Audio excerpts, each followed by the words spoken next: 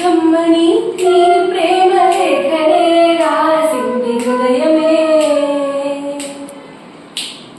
ప్రియతమా నీ వచట కుశలమా నే నిజట కుశలమే. ఊహలన్నీ పాటలే కనుల తోటలో తొలి కలల కవితలే మాట మాటలో. ఓహో కమ్మని ప్రేమ లేఖనే రాసింది హృదయమే. ప్రియతమా నీ వచట కుశలమా నే నిజట కుశలమే. గుండెల్లో గాయమేమో చల్లంగా మారిపోయే మాయ చేసే అమాయే ప్రేమాయే. ఎంత గాయమైన గానీ నా వేదికేది కాడుకోగ సోకి నీ సోకుతదే.